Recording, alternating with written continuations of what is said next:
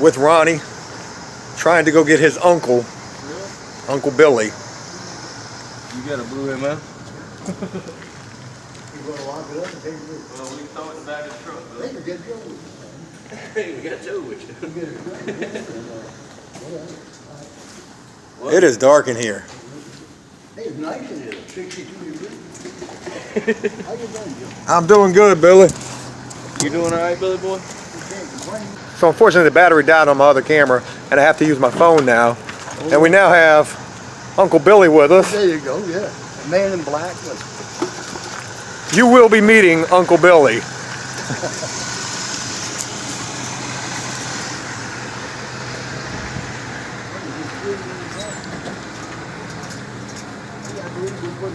Uncle Billy, I got a new moped. Oh, did you really? Yeah, my other one got stolen. Oh my God, did it? Yep. Uncle Billy, this guy has a hell of a story to tell. He lives in a vacant building. We'll leave it at that for now. Billy, check this out. Look at Joe's new scooter, Bill. Holy mackerel, that's a new baby. That's definitely better than the other. It ain't brand new, but it's in pretty damn good shape. You ain't fishing it. Billy, what do you think about somebody stealing my moped? That pissed me off. I'd shoot the son of a But you'll never find, they were probably young kids. And they rolled it off, you know what I'm saying? Don't the wheel want those, Joe? Yeah. I must have busted it off. Yeah, I can't imagine it would be hard to bust. Billy, I've heard a lot of stories about you on your moped. Oh yeah, I'd ride it without a helmet. Just bed on the bike. What happened to you when you were going across the bridge that one day? That was Drunk Man. Drunk Man and Mark, and the dude Mark that lives down the street. Oh yeah, they went over the Jordan. What happened? Yeah. Well, once they started going downhill, they built up speed and fuck. They hit the ground like a sack of chips. So we're sitting here in Ronnie's backyard. He knows a lot about mopeds. He's actually going to look this thing over, give it a quick tune-up.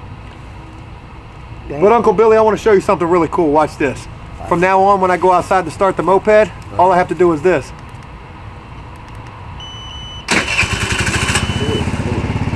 Just like Remote start for a moped. that modern technology. And an alarm. Oh. Hey, they say us Americans get lazy, but it turns it on, it heats up before you can get in it. Yeah. So this is Ronnie's Uncle Billy right here. You haven't had a chance to meet him yet, but he's somebody I have definitely wanted to bring on the show. Uncle Billy has a lot of very crazy stories he could tell you about. Hey, there you go. our life history, right, Joe? I don't know how old you are, but once you hit 65, Jesus. Uncle Billy has been to prison. Uncle Billy is actually homeless. And Uncle Billy has lived a really rough life. And in spite of all of that, this guy, yeah, there you go. In spite of all of that, this guy still has one of the most positive mindsets I've ever seen of anybody that I've ever met. Yeah, once they let you out of prison, your brain, you're like really, what do you call that? Institutionalized. Institutionalized. You know, well, goddamn, you 3 meals a day and just stand in line. You know what I'm saying? Oh yeah. He's also been through just an unbelievable amount of craziness. Oh yeah, mental hospital. You been to one of them, dude? No, I've not been to a mental hospital. Oh, they'll put you in one for observation. You've been to one? Them guys are nutty as shit, man. You've been to the mental hospital? Oh yeah, been to 3 of them. 3 mental hospitals? Central State, Bridgewater in Massachusetts, and Marion, way down in Virginia. Yeah, that's in Virginia. Oh, that's that's cold as shit down there. That's crazy, Billy. Every night they put you in your room, you know. No running water. You don't shit till the next morning. One mental hospital, you shit in a bucket. So if you have why do you sit on the bucket out there? They don't have running water. So if you have to use the bathroom, you have to wait until you got to shit in a bucket, or you got to wait till the next morning. Next morning, and then bring that bucket out and wash it out. Did you ever have to shit in the bucket? Yeah, I've done it before. That's crazy. I know, and you got to take your shoes off when they put you in the cell. Why did they put you in the mental hospital? Observation. So, they thought you were crazy? 60 days, yeah, for sleeping in the church once. But that's just because you were homeless. I mean, that doesn't make you crazy. Yeah, I said, look, my aunt and uncle live here, 4 of them. My grandfather, cops, we don't want to hear that shit. What are you doing in that church? I said, there was a foot of snow. It was 2 o'clock in the morning when I got here. They don't give a shit. I got 6 months to sleeping in the church. They gave you 6 months for sleeping in the church? And you know what that turned into? About a year and 9 months. That is unbelievable. I know it. How long have you Free. been free? Yeah. Since 91. Since 91. You haven't been to prison since 91. One time I went to Chesapeake jail. So you went to the jail. 54 days, yeah. And what was that for? Drinking. Is that what you're doing right now? Yeah. What do you got right there, Billy? That's one of them blue ML. Look at this. Billy's drink right here. I make my own cup. My sister, don't do that, Billy. I said, well, why not? Well, I broke one of hers one time in the garage. That was one of my favorite cups. Don't worry about it. So the crazy thing about Billy's situation is Billy doesn't have to be homeless. I know this sounds crazy, but Ronni would let him stay here. His family would let him stay with them. But the thing about Billy is such a humble person that he feels like he doesn't want to put that burden on anyone. Yeah, I go off by myself and drink. Yeah, when you find me in there, you say, oh, is he in there? So Billy, where Billy lives right now is crazy. I mean, it is in the middle of a very busy shopping center. You wouldn't even know it if you went by it at all. An abandoned business, and the back door is wide open. And Billy, that's where you live. And the front door too. And the front door too. Oh, yeah. So you could just walk up and just open that front door and go right in that front door or the back door. It don't matter. And they don't. And the police don't bother you at all there. Oh, they did one time. They says, if the owner wants to charge you with trespassing, he can. And I said, gee, I don't even know who the owner is. I just know the door was open, and I just went in there. So, but there's no trespassing signs there or nothing. Yeah, you know, so. No trespassing signs. So. Yeah, they didn't seem to care. They said, we're not going to arrest you. Go ahead.